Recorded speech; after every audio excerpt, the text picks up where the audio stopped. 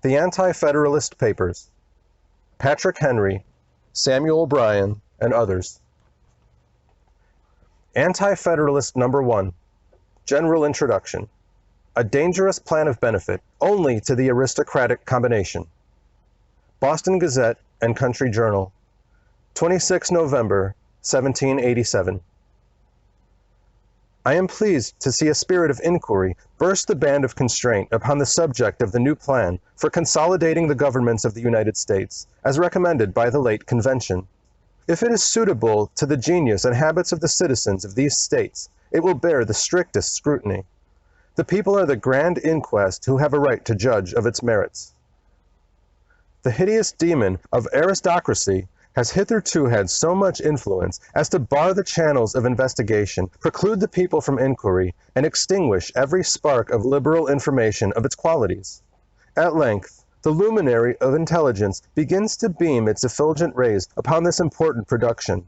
The deceptive mists cast before the eyes of the people by the delusive machinations of its interested advocates begins to dissipate, as darkness flies before the burning taper.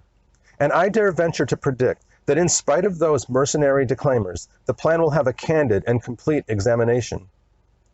Those furious zealots, who are for cramming it down the throats of the people, without allowing them either time or opportunity to scan or weigh it in the balance of their understandings, bear the same marks in their features as those who have been long wishing to erect an aristocracy in this Commonwealth of Massachusetts.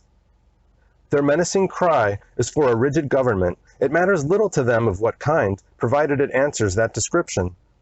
As the plan now offered comes something near their wishes, and is the most consonant to their views of any they can hope for, they come boldly forward and demand its adoption.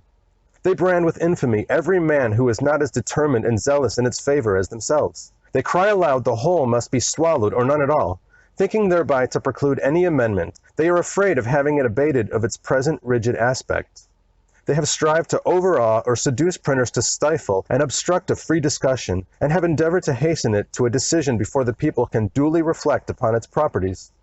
In order to deceive them, they incessantly declare that none can discover any defect in the system but bankrupts who wish no government, and officers of the present government who fear to lose a part of their power. These zealous partisans may injure their own cause, and endanger the public tranquillity by impeding a proper inquiry. The people may suspect the whole to be a dangerous plan, from such covered and designing schemes to enforce it upon them. Compulsive or treacherous measures to establish any government whatever will always excite jealousy among a free people. Better remain single and alone than blindly adopt whatever a few individuals shall demand, be they ever so wise. I had rather be a free citizen of the small republic of Massachusetts than an oppressed subject of the great American empire. Let all act understandingly, or not at all. If we can confederate upon terms that will secure to us our liberties, it is an object highly desirable because of its additional security to the whole.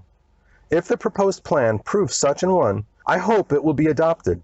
But if it will endanger our liberties as it stands, let it be amended, in order to which it must and ought to be open to inspection and free inquiry.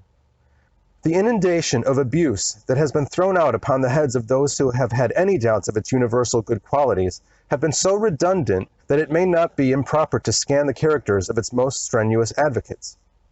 It will first be allowed that many undesigning citizens may wish its adoption from the best motives, but these are modest and silent when compared to the greater number, who endeavor to suppress all attempts for investigation.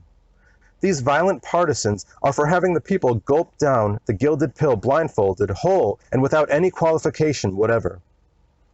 These consist generally of the noble order of Cincinnatus, holders of public securities, men of great wealth and expectations of public office, bankers and lawyers.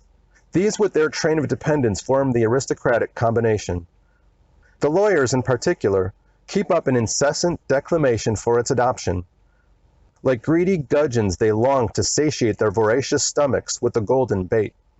The numerous tribunals to be erected by the new plan of consolidated empire will find employment for 10 times their present numbers. These are the loaves and fishes for which they hunger.